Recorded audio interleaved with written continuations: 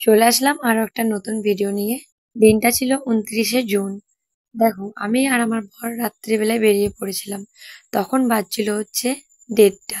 অনেকেই হয়তো ভাববে যে রাত্রি ১:৩০টার সময় আমরা দুজনে কোথায় যাচ্ছিলাম। ওয়েট ওয়েট বন্ধুরা, আমি সবটাই বলছি তোমাদেরকে। হঠাৎ করে দেখি আমার ফোনে একটা কল আসে ২৮শে জুন। কলটা করেছিল এক দাদা ফেসবুক মিটআপের জন্য। আমাদের তো যাওয়ার কোনো প্ল্যানই ছিল না। হঠাৎ করে দেখো প্ল্যান করে দুজনে বেরিয়ে পড়লাম। রাত্রি ১:৩০টার সময় স্টেশনে যাচ্ছিলাম দেখো আমরা দুজনে। বলতে দেখো আমরা দুজনে স্টেশনের মধ্যে পৌঁছেও যাই। এই যে প্রাণের শহর দুর্গাপুর, আমাদের দুর্গাপুর স্টেশনে পৌঁছে যাই। তারপরে স্টেশনে যাওয়ার পরে আমরা সিঁড়ি দিয়ে উঠতে প্রচুর পরিমাণে হাঁপিয়ে গেছিলাম। সেই জন্য দেখো অলসের মতন আমরা লিফটে করে নিচে নামছিলাম। তারপরে প্ল্যাটফর্মের মধ্যে গিয়ে দেখি, ওরে বাপরে, প্ল্যাটফর্ম তো পুরো ফাঁকা, চারিদিকে কোথাও কেউ নেই। মানে আমরা ভাবছিলাম যে এই প্ল্যাটফর্মের মধ্যে কি আমি আর এই যে আমার বর, আমরা দুজনেই কি প্ল্যাটফর্মের মধ্যে এত রাত্রের মধ্যে একা বসে আছি। তারপরে অনেকক্ষণ ওয়েট করার পরে দেখছি অ্যানাউন্স হয়ে যায় যে ট্রেনটা এবারে ঢুকবে স্টেশনের মধ্যে। তো তোমাদেরকে একটু দেখিয়ে দিলাম। দেখো তখন ২:৪১ বাজছিল। আর বলতে দেখো আমরা যে ট্রেনে করে যাওয়ার কথা সেই ট্রেনটা ঢুকেও যায়। আর ট্রেনের মধ্যে আমরা চেপেও পড়ি। তখন দেখো রাত্রি ছিল। রাত্রির থেকে দেখো হঠাৎ করে সকাল হয়ে গেল। মানে আমরা যখন চাপি তখন ২:৪৫ বাজছিল। আর সকাল যখন ভিডিওটা আমি আবার স্টার্টিং করি তখন বাজছিল হচ্ছে ৫:৩০ কিংবা ৫:৪ এরকম কিছু একটা বাজছিল। তারপরে ট্রেন থেকে আমরা নেমে পড়ি হচ্ছে নৈহাটি স্টেশনে। নৈহাটি স্টেশনে নেমে পড়ার পরে ওখানে কিছু খাওয়া দাওয়া করার পরে আমি স্টেশনের মধ্যেই সাজুগুজু করা স্টার্ট করে দিই। দেখো আমার কিন্তু তখন সাজুগুজু করা কমপ্লিট হয়ে যায়। আর কেমন লাগছে সেটা আমাকে কিন্তু কমেন্ট করে জানিও।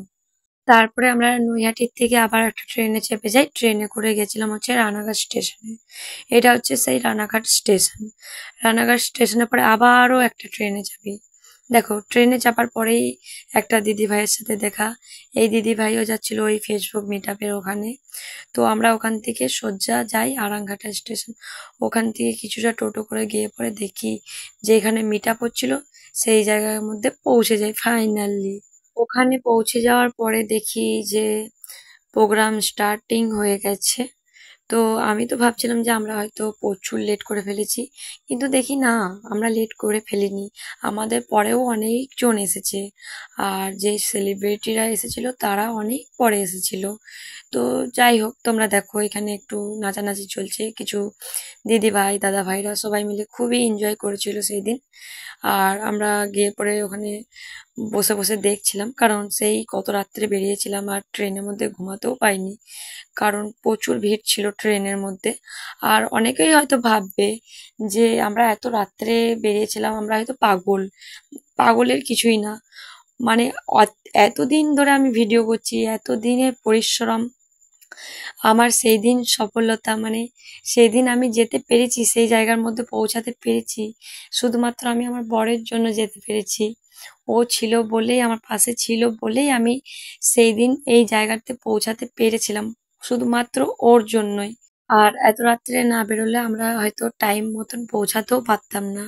রাত্রে ট্রেনটা ধরেছিলাম বলেই আমরা টাইম মতন সেই জায়গার মধ্যে পৌঁছাতে পারি। তারপরে দেখো স্টেজের মধ্যে উঠে পড়ি। আর এখানে প্রায় অনেক ক্রিয়েটার্স ছিল। তো সবার সাথে একটু মানে পরিচয় করলাম। সবাই অনেক ভালো, ওখানে সবাই খুবই ভালো ছিল। প্রচুর ফ্রেন্ডও হয়েছে আমার ওখানে গিয়ে পড়ে।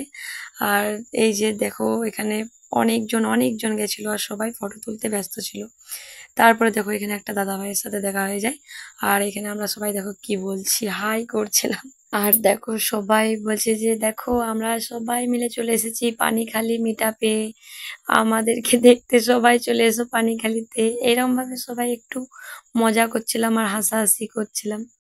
তারপরে আমরা অনেক রিলস করেছিলাম ওখানে। আর এই যে আমার নতুন ফ্রেন্ড হয়েছে, সবাই অনেক ভালো, অনেক ভালোবাসাও দিয়েছে। এই দেখো সবাই হাই করছে। আর এটাও একটা মিষ্টি দিদি ভাই, ওকেও বললাম যে একটু হাই করে দাও। তারপরে দেখো স্টার্ট হয়ে যায় সেই মুহূর্ত, যেই মুহূর্তেও এত ক্রিয়েটার্সদের নিয়ে মিলন মেলা মানে মিট আপের ব্যবস্থা করেছিল ওখানে দুই দাদা ভাই। তো সেই মুহূর্তটা স্টার্ট হয়ে যায়, সবাইকে একে একে ডাকে লেমেন্ট্রো টফি সম্বোধন জানানোর জন্য, আর সবাই একে একে যায় আর আমরা এদিকে ওয়েট করছিলাম যে আমাদেরকে কখন স্টেজের ওপরে ডাকা হবে। ফাইনালি অনেক ওয়েট করার পরে দেখো আমার নামটাও ডেকে ফেলে। তারপর আমি স্টেজের ওপরে চলে যাই। দেখো আমাকে এখন সম্বোধন জানাচ্ছে। এই দিনটার জন্য আমি অনেক দিন, অনেক দিন না অনেক বছর ওয়েট করেছিলাম, অনেক বছর। আমি যেদিন থেকে ফেসবুক করছিলাম তখন আমি বুঝতেই পারিনি যে এই দিনটা আমার জীবনেও আসবে। একটা মধ্যবিত্ত বাড়ির মেয়ে, একটা মধ্যবিত্ত বাড়ির বউ হয়ে এই দিনটা আমার জীবনেও এসেছে। সেই দিন আমি এতটা পরিমাণে খুশি ছিলাম যে তোমাদেরকে আমি বলে বোঝাতে পারবো না। তারপরে ওখানে যত ছোট ছোট ক্রিয়েটার্স ছিল সবাইকে সম্বোধন জানানো হয়ে যায়। হয়ে যাওয়ার পরে দেখো এখানে প্রচুর ভিড় জমে যায়। ভিড় জমে গেছে কেন জানো? সেটাও আমি তোমাদের বলছি, ওয়েট। দেখো ওখানে যাই হচ্ছে সেলিব্রিটি, মানে ফুলিয়ার আকাশ দাদা ভাই আর শর্মি দিদি ভাই। তোমরা অনেকে নিশ্চয়ই চিনো, আর যারা চিনো না তারা সার্চ করে দেখে নিও। ঠিক আছে, ফেসবুকের মধ্যে দেখে নিও ওনাদের। তো ওনারা দেখো ওখানে যখন যায় আর সবাই কত, সবাই দেখো ভিডিও করতে স্টার্ট করে দিয়েছে, দাদা ভাইয়ের সাথে ফটো তুলতে স্টার্ট করে দিয়েছে, দিদি ভাইয়ের সাথেও ফটো তুলতে স্টার্ট করে দিয়েছে। আর আমিও ভাবলাম যে একটু আমার বন্ধুদের সাথে শেয়ার করে দিই, দেখো যে ওখানে আকাশ দাদা ভাই আর শর্মি দিদি ভাই গেছিলো। তো ওনারা যাওয়ার পরে আমিও ভাবছিলাম যে আমিও ওনাদের সাথে কখন ফটো তুলবো, কখন ফটো তুলবো। সত্যি কথা বলতে আমার ফোনে খুব একটা চার্জ ছিল না, সেই জন্য আমি ওখানে খুবই কমই ভিডিও করেছিলাম। যাই হোক, সেই দিনটা আমি এখনো অবধি ভুলবো না। তারপরে দেখো আমি ভাবতে ভাবতে আকাশ দাদা ভাইয়ের কাছে চলে যাই ফটো তোলার জন্য। ফটো তোলা হয়ে যাওয়ার পরে আমি ভাবি যে একটা ভিডিও করে নিই। তো ভিডিও করব কি, এইদিক ওদিক চারিদিক দিয়ে দেখছি শুধু ফোন আর ফোন। দাদা ভাই ঘাবড়ে গেছে যে কোন ফোনের দিকে তাকাবো। তারপর ওই দাদা ভাইয়ের কাছে থেকে দেখো চলে যায় হচ্ছে রনি দাদা ভাই। এই দাদা ভাইও ফেমাস। এই দাদা ভাইও সবার সঙ্গে ফটো তুলছিল। আর ফটো তুলতে তুলতে দেখো ওখানে গান বাজছিল আর দাদা ভাই নাচা স্টার্ট করে দিয়েছে। সেটা দেখে আমার তো খুবই হাসি লাগছিল। তারপরে ভাবছিল এই দাদা ভাইও ভাবছিল যে আমি কার ফোনটা আগে নেবো, কার ফোনে আগে ফটো তুলবো। তারপরে ফটো ভিডিও তোলার পরে ওখানে দুপুরে লাঞ্চ দিয়েছিল বিরিয়ানি। আমি আর আমার বর দুজনে বিরিয়ানি খাওয়ার পরে দুজনে দেখো বেরিয়ে পড়েছিলাম বাড়ি যাওয়ার উদ্দেশ্যে। আমরা জলদি বেরিয়ে পড়েছিলাম কারণ বাড়ি ফিরতেও তো অনেকটা সময় লাগবে, তাই না? অনেকটাই দূরে গেছিলাম। তো আমরা দেখো ট্রেনের মধ্যে চেপে পড়ি। প্রচুর পরিমাণে টায়ার্ড হয়ে গেছিলাম, সেই জন্য ভিডিওটা আর বেশি বড় করিনি। ভাবলাম ভিডিওটা আমি এখানেই এন্ড করে দেবো। কিন্তু তোমাদেরকে আমি একটা কথা বলতে চাই, পরিশ্রম কখনো বেইমানি করে না বন্ধুরা। আমি পরিশ্রম করেছি, আমি সফলতাও পেয়েছি। এটা আমি শুধুমাত্র আমার ফেসবুকের যত বন্ধুরা আছে, দিদিরা দাদারা সবাইকে অনেক অনেক ধন্যবাদ।